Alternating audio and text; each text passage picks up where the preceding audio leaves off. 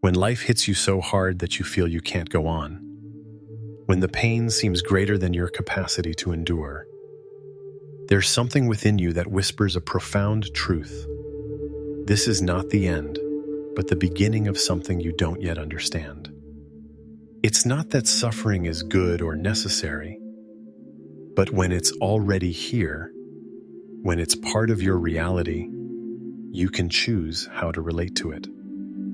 Imagine for a moment your heart as a garden. During bright days, it blooms with vibrant colors, flowers swaying in the breeze, and everything seems perfect. But then comes the winter of the soul. Those moments when illness, loss, anxiety, or fear settle in like a frost that seems to kill all beauty. In those moments, we tend to close our eyes, deny what we see, and fight against the reality of our wintry garden.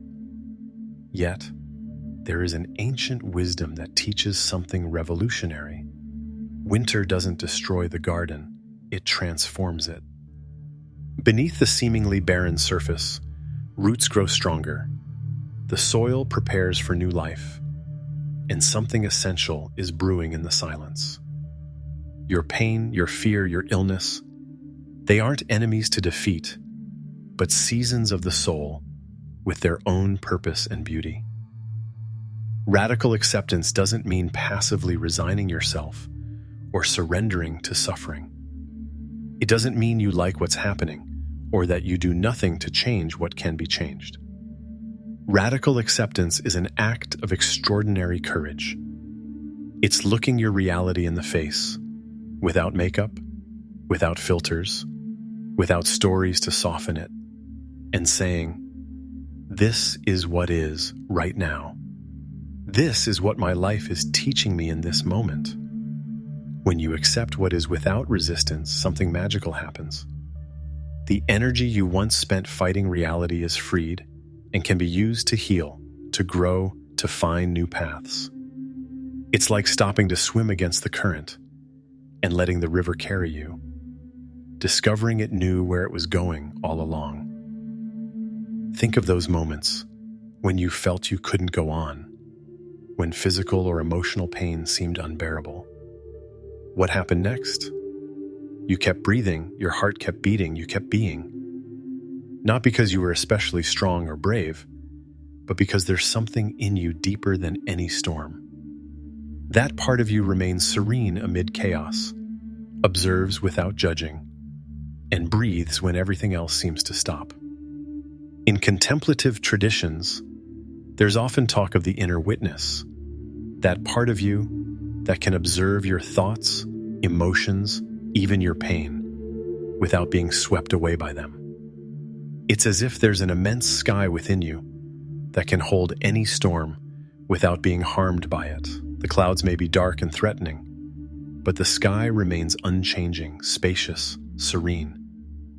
When you find yourself in darkness, when fear paralyzes you, or pain exhausts you, you can remember this truth.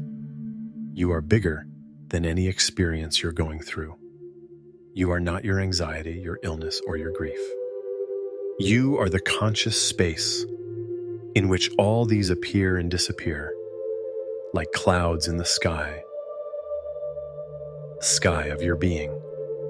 Radical acceptance invites you to a profound intimacy with yourself, to know yourself not only in your moments of glory, but also in your vulnerability, your fragility, your rawest humanity. And it's precisely in that nakedness where you find your true strength, not the strength that comes from resistance, but the one that arises from conscious surrender. Some people, having gone through great suffering, speak of it as gifts wrapped in dark paper, not because they enjoyed the pain, but because they discovered that conscious suffering, lived with presence and acceptance, has the power to open doors in the heart that would otherwise remain closed. It makes you more compassionate, wiser, and better able to accompany others in their pain because you know the territory of suffering from within. This doesn't romanticize pain or suggest you should seek it. It simply acknowledges that when suffering is already present in your life, you can choose how to relate to it. You can resist it, which adds a second layer of suffering, or you can embrace it with the same tenderness you would offer a frightened child, knowing that what it needs is not rejection, but to be held with love until it passes. The darkness is not the end of your story. It's the place where the most precious pearls of your being are forged. In the depths of the ocean, the oyster transforms irritation into beauty. In the depths of your experience, your soul is doing the same, transforming pain into wisdom, fear into compassion, loss into a renewed capacity to love. Breathe now, in this moment. Feel how the air enters and leaves your body without you having to do anything special. That breath is a constant reminder that life sustains you, even when you feel you can't sustain yourself. With each inhalation, you can receive life as it is. With each exhalation, you can release resistance to what you cannot change. Your inner garden may be going through winter, but the seeds of spring are already planted. Radical acceptance isn't the end of the path. It's the beginning of a new way of walking, more conscious, more compassionate, more deeply human. There's a sacred moment that happens when you stop running from pain and simply stay with it. It's not a moment that comes easily or that you can force. It's like an unexpected gift that arises when your heart grows tired of running and finally decides to sit beside the wound it's been avoiding. Presence is perhaps the most radical act of love you can offer yourself. While the world tells you to do something, fix something, overcome something, ancient wisdom whispers something different. Sometimes, the deepest healing begins simply by being here. Fully here, without an agenda, without haste, without needing anything to be different from what it is. Imagine your pain as a wounded animal that has approached you seeking shelter. If you move abruptly, try to scare it away, or tame it by force, it will become frightened and more wild. But if you stay still, breathe gently, and offer your presence without conditions, something extraordinary can happen. The wild animal of pain may begin to calm, not because it no longer exists, but because it has found a safe space to be exactly what it is. This presence isn't passive. It's a living, awake, tender attention. It's like turning on a soft light in a dark room. The darkness doesn't disappear immediately, but it's no longer a blind, threatening darkness. It's a known darkness, inhabited by your loving awareness. When fear visits you at night, when anxiety tightens your chest, when physical pain seems to fill every cell of your body, you can practice this ancestral art, being present. Not to make it go away, but to accompany it with the same tenderness you would offer a loved one in their most difficult moments. Your breath becomes your anchor in these moments. You don't need to change it, improve it, or make it special. You can simply notice it, like you notice the sound of rain on the window or a bird's song at dawn. Each breath is a small miracle, a silent affirmation that life continues to flow through you, even when everything else seems to have stopped. In those moments of pure presence, something is revealed. You discover that your experience has layers, like a forest that at first seems only green, but when observed closely, reveals infinite shades, textures, and sounds. Pain, too, has textures. Anxiety has a specific rhythm. Fear has a particular temperature. And behind it all is the silent observer, the one who notices, the one who remains. There's a profound difference between being lost in pain and being present with pain. When you're lost in it, pain is your entire universe. You define your identity through it, and your future is colored by it. But when you're present with it, it becomes just one more experience in the vast sky of your consciousness. It's still real, still intense, but it's no longer your entire reality. Presence teaches you that you can hold seemingly contradictory experiences. You can feel pain and peace at the same time. You can experience fear and tranquility in the same moment.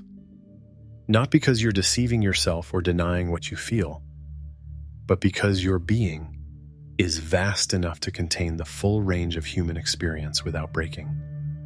Some people fear that if they truly feel their pain, if they allow themselves to be fully present with it, it will be too much, that it will crush or consume them. But experience teaches the opposite. It's resistance to pain that intensifies it, perpetuates it, turns it into suffering. Pure pain, felt with loving presence, has a beginning, a development, and an end. It flows like everything in nature. Think of how children experience emotions. They can be devastated by something that seems insignificant to an adult, cry with their whole being, and 5 minutes later be laughing and playing. It's not that they're shallow or fickle. They haven't yet learned to resist their feelings, to build stories around them, to identify with them. They feel fully and then move on. Presence returns you to that natural wisdom. It's not about becoming a child again, but about recovering the ability to feel without clinging, to experience without fully identifying with the experience. It's a form of spiritual maturity that doesn't deny the complexity of adult life, but approaches it from a deeper, more serene place. When you practice being present with your pain, you begin to develop what could be called a sacred intimacy with yourself. You come to know your inner landscapes not only on sunny days, but also during storms. This intimacy gives you a different kind of confidence. Not the confidence of someone who has never been tested, but of someone who has met themselves in the darkness and discovered there was enough light to keep going. The present moment is the only place where healing is possible. You can't directly heal the past, and the future is just a projection. But here in this moment, with this breath, this sensation, this emotion, here is where you have real power. Not the power to control what you feel, but the power to choose how you relate to what you feel. Presence isn't a technique you master once and for all. It's more like learning a new language, the language of your own inner experience. Some days, the words flow naturally. Other days, you stumble, and that's okay. The point isn't perfection, but the willingness to keep learning, to keep approaching yourself with curiosity and compassion. In this practice of presence, you discover something revolutionary. Your ability to be with yourself in difficult moments is exactly what allows you to be truly present for others in their difficult moments. The heart that has learned not to flee from its own pain becomes a natural refuge for the pain of others. There's a beautiful paradox in the human heart.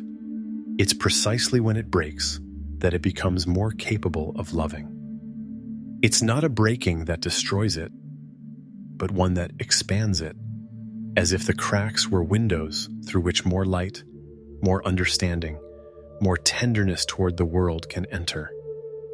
When you walk through your own valley of shadows, when you navigate the territory of pain with conscious presence, something awakens in you that was previously asleep. It's as if you've been living in a house with many rooms, but only inhabited the ones facing the sunny garden. Suffering leads you to explore the entire house, even the forgotten basements and attics, and you discover that those spaces, too, have their own beauty, their own wisdom. The compassion that arises from conscious suffering isn't a sentimental emotion or a nice idea about being good to others. It's something much deeper and more revolutionary. It's the visceral, cellular recognition that pain is the most universal experience we all share. Every person you meet on the street, every face you see, every life that crosses yours has known or will know the territory you're now walking. Imagine for a moment that you could see invisible threads connecting all people. Threads woven not from their joys or successes, but from their wounds, their fears, their moments of greatest vulnerability. You'd see an immense web of human connection that transcends all superficial differences. The executive in their luxurious office suffering panic attacks. The elderly woman walking slowly through the park, carrying the weight of loneliness. The teenager who feels invisible in their own home. They're all linked by this common thread of the experience of suffering. When you recognize this not as a philosophical idea, but as a lived reality, something fundamentally changes in how you inhabit the world. You're no longer alone in your pain. You're not a special case, uniquely unfortunate, or the victim of some specific cosmic cruelty. You're simply human, fully human, participating in the universal experience of being a conscious heart in a world that includes both beauty and pain. This understanding brings a natural tenderness. When you see someone acting in difficult, hurtful, or closed-off ways, your heart, trained in conscious suffering, can sense the pain likely hiding behind their armor. It doesn't justify harmful behavior or make you a victim of others, but it gives you a broader, more compassionate perspective. Self-compassion then becomes not a luxury or indulgence, but a basic necessity for emotional survival. You learn to speak to yourself with the same kindness you'd offer a dear friend going through what you are. The critical inner voices, those telling you you should be stronger, shouldn't feel what you feel, or that others have it worse, begin to soften in the face of this new wisdom. There's an important difference between the compassion that arises from conscious suffering and the one that comes from guilt or moral obligation. The former is natural, spontaneous, flowing like water from a spring. The latter is forced, exhausting, often tinged with superiority or neurotic self-sacrifice. Authentic compassion doesn't deplete you, it fills you. It doesn't separate you from your own experience to serve others, but connects you more deeply to yourself, and, from that connection, to others. When your heart has broken consciously, when you've allowed the cracks to become openings rather than defensive scars, you develop a special capacity to hold others' pain without trying to fix or change it. It's like becoming a garden where others can rest their heavy burdens, knowing they won't be judged, rushed, or abandoned. This isn't a capacity you develop to become the savior of others or the receptacle for all the world's problems.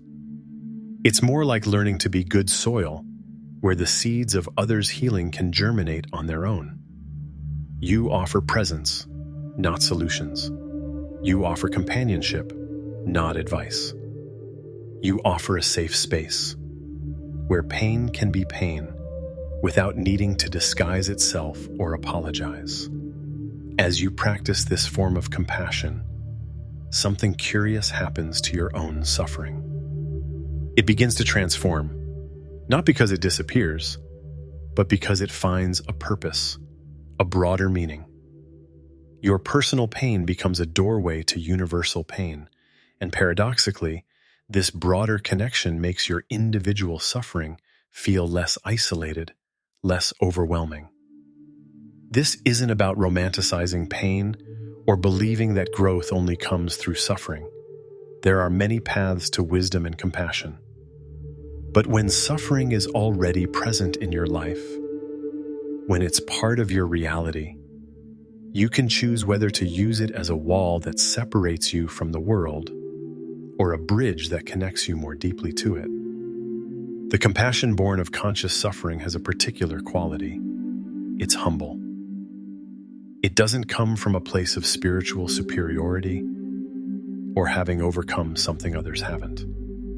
It comes from a deep recognition of shared fragility, universal vulnerability, and the beautiful, terrible experience of being conscious in an uncertain world. This humility is liberating. It frees you from the need to have all the answers, to be strong all the time, to present a perfect image to the world. It allows you to be genuinely human, with all the contradictions, wounds, and beauties that entails. And from that authentic humanity, you can offer others the most valuable gift, the experience of not being alone in their struggles. Your broken heart thus becomes your greatest teacher, not because pain is good in itself, but because when lived consciously, with presence and acceptance, it can open doors in the soul that would otherwise remain closed. Doors to deeper compassion, embodied wisdom, and a more authentic connection to the beautiful, painful mystery of being alive. There are moments in life when everything you thought you knew about yourself, the world, and how things work collapses like a house of cards. In those moments of apparent devastation, when you look around and see only the ruins of what was once your orderly life, something extraordinary is happening beneath the surface. You're being shaped by forces beyond your immediate understanding. The fire that destroys also purifies. The ashes left after the fire has done its work aren't merely the remnants of what was lost. They're fertile soil where something entirely new can grow. But this isn't evident while you're in the flames. It's a truth revealed only when you have enough distance to see the full pattern, the wisdom that emerges from devastation. When you face a serious illness, lose someone you love deeply, or your world shakes from an unforeseen crisis, it's natural to ask, why me? What's the point of this? Where's the purpose in this chaos? These questions don't have easy answers, and any attempt to provide simple ones would disrespect the complexity of your experience. Yet there's something profound that can emerge from these questions when lived with total honesty. It's not that you discover the reasons why difficult things happen to you, but you begin to understand how you can shape what arises from them. It's the difference between searching for the why and discovering the what for. Conscious suffering has an alchemical quality. It doesn't automatically transform pain into wisdom, but it creates the conditions for that transformation to be possible. It's as if you're an artisan working with a material you didn't choose, but can decide how to shape. You can't change the clay life has given you, but you can influence what you create with it. Some of the wisest people you'll meet, those who radiate deep peace and authentic understanding of life, have gone through intense trials. Not because suffering made them wise automatically, but because they chose to turn their pain into a school, their loss into a teacher, their fear into a portal to a deeper understanding of what truly matters. This transformation doesn't happen overnight or follow a predictable timeline. It's more like the process of a wound healing, There are moments of sharp pain, periods of numbness, phases of annoying itchiness as it heals, and finally, new skin that's different from the original.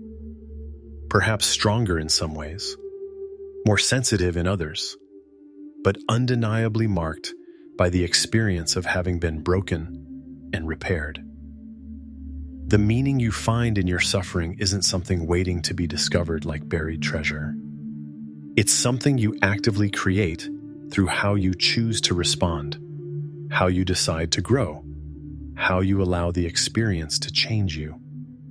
It's a profound creative act, a collaboration between what happens to you and what you do with what happens to you. When you learn to look at your life with this broader perspective, you begin to see patterns that were previously invisible. You can recognize how experiences that once seemed purely destructive contributed to developing qualities in you that you deeply value. Your capacity for empathy, your inner strength, your ability to be present with others in crisis, your appreciation for simple moments of beauty and connection. This doesn't mean you have to be grateful for having suffered or convince yourself that everything happens for a reason. It means you can honestly acknowledge how your experience of suffering, lived consciously, has allowed you to access dimensions of yourself you might not have known otherwise. There's an important difference between finding meaning in suffering and glorifying it. Meaning arises when you can see how your difficult experience has connected you more deeply with your humanity, with others, with what's truly essential in life. Glorification, on the other hand, romanticizes pain or suggests it's necessary for spiritual growth. The gold you find in the ashes of your experience doesn't replace what you lost. If you've lost a loved one, no wisdom will make up for that loss. If you're facing a serious illness, no personal growth will erase the real challenge it presents. But alongside the loss and the challenge, something valuable can coexist, born precisely from that difficulty.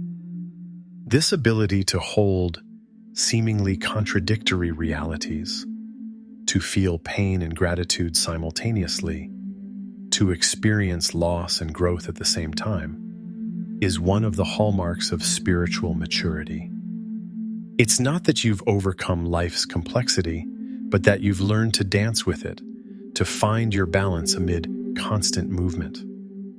The purpose that emerges from adversity often has to do with service, but not necessarily the grandiose service that changes the world. It can be as simple as having developed the ability to truly listen to someone who's suffering, to offer a calm presence amid chaos, to be a living example that it's possible to walk through darkness and keep your heart open. Your story of survival, resilience, and gradual transformation of suffering into wisdom becomes a silent beacon for others navigating similar waters. You don't need to preach or teach explicitly. Your simple presence, the way you inhabit your own experience, can be enough to let others know it's possible to get through what they're facing. In the ashes of what was, the seeds of what can be are taking root.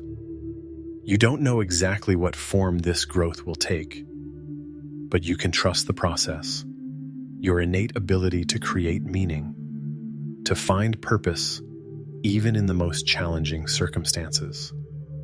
The gold is there, waiting to be polished by your conscious attention and open heart. There comes a moment in this journey of conscious transformation when it's no longer about surviving the storm, but about learning to dance in the rain. You've discovered you can hold pain without being destroyed by it, accept uncertainty without losing your center, and love deeply, knowing that loss is an integral part of love. Now the challenge is different: how to live each day from this new understanding. The wisdom you've gained through your conscious encounter with suffering isn't a diploma you hang on the wall and admire occasionally. It's more like learning to breathe in a new way. It becomes part of you, influences every moment, transforms the quality of your presence in the world. It's not something you have, it's something you are. Living from this new understanding means cultivating a daily intimacy with impermanence. You know in the depths of your bones that everything changes, that nothing stays the same forever. And paradoxically, this acceptance of impermanence allows you to embrace each present moment more fully. It's as if you've stopped clinging so tightly to life, and as a result, can feel it more vividly. This new way of inhabiting the world manifests in small daily acts that have a different quality. When you hug someone you love, you do so with the precious awareness that this hug is unique, unrepeatable, fleeting. When you savor a meal, watch a sunset, or listen to a conversation, there's a richer, more conscious presence because you know none of it will last forever. This isn't a presence tinged with melancholy or despair, but with deeper appreciation. It's the difference between looking at a flower, knowing it will always be there, and looking at it knowing its beauty is temporary. In the latter case, every petal becomes more precious, every moment of its blooming more meaningful. This new understanding also transforms your relationship with future difficulties. It's not that you no longer feel fear when new challenges arise, but you have a different kind of confidence. It's the confidence of someone who has walked through unknown territory before and discovered they had resources they didn't know they possessed. You don't know what specific problems await you, but you know something more important. You can meet yourself in the midst of any storm. This confidence isn't arrogance. It's a deep humility that acknowledges both your strength and your vulnerability. You know you can be broken, that you can suffer, that you can lose yourself temporarily. And you also know there's something in you that remains intact through all these experiences. It's like knowing both the fragility and the resilience of your own heart. From this place, your compassion becomes more natural, less forced. You no longer feel you have to work to be understanding with others. Understanding arises spontaneously from your own lived experience. When someone is struggling with anxiety, you recognize the territory. When someone is processing a loss, your heart knows exactly what it's like. You don't need to have the perfect words. Your presence speaks for itself. You also develop a different kind of patience with the healing process, both your own and others. You understand that real transformation takes time, has its own rhythms, and can't be rushed or forced. It's like understanding the seasons.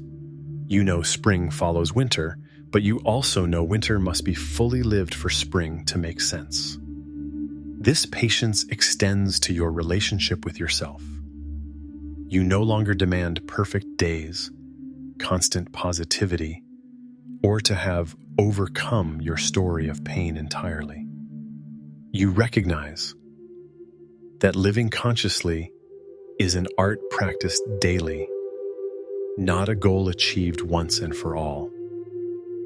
There are days when you feel more connected to this deep wisdom, and days when you seem to have forgotten everything you've learned. Instead of judging yourself for these fluctuations, you recognize them as a natural part of being alive. Even on difficult days, there's a part of you that remembers, that knows this too shall pass. Your new understanding also includes a transformed relationship with joy. Having known the depths of suffering, you can recognize and receive joy with more conscious gratitude. Moments of happiness aren't taken for granted. They're received as precious gifts that grow in beauty precisely because you know they're temporary. This way of living doesn't make you a perfect sage or someone who has fully transcended the human condition. You remain gloriously, fully human, with all the contradictions and complexities that entails. The difference is that you now inhabit your humanity with more grace, more acceptance, and more love for the full range of experiences it includes. The path you've walked from resistance to acceptance, from isolation to connection, from despair to renewed hope, becomes part of your soul's landscape. It doesn't erase the marks of the journey, but integrates them into a broader narrative of growth and transformation. Living from this new understanding is, ultimately, a silent act of service to the world. Your conscious presence, your ability to remain open amid difficulty, your example that it's possible to transform suffering into wisdom, all of this contributes to the collective healing of our shared humanity. You don't need to make grand gestures or change the world in dramatic ways. Sometimes the most revolutionary act is simply living with an open heart, responding with compassion instead of reactivity, choosing presence over flight. These small acts of consciousness ripple outward like waves in a pond, touching lives in ways you may never fully know. In the end, what doesn't kill you truly makes you more human. Not stronger in the traditional sense, but more real, more connected to the essence of what it means to be alive in this complex, beautiful world. Your vulnerability becomes your strength, your sensitivity, your wisdom, your ability to feel deeply, your greatest gift to yourself and the world. If you've made it this far in this journey of words and reflections, I want to thank you deeply. I know that taking the time to explore these themes isn't always easy, especially when you're going through difficult moments. Your willingness to stay present with these ideas, to open your heart to new ways of understanding suffering and healing, is itself an act of courage. Every person who takes the time to delve into these themes of conscious growth is contributing to something greater. You're participating in an ancient, eternal conversation about how to find peace in the storm, how to discover meaning in adversity, how to live with an open heart in a world that sometimes hurts. If these reflections have resonated with you, if they've touched something true in your experience, I invite you to subscribe to the Pure Zen Life channel. Here, we'll continue exploring these paths of wisdom together, accompanying one another in this beautiful, challenging journey of conscious awakening. Your presence in this community matters, your story matters, and your healing process contributes to the healing of all. Until we meet again in the next video, remember, you're not alone on this path, and every step you take toward greater consciousness is a light that illuminates the way for others.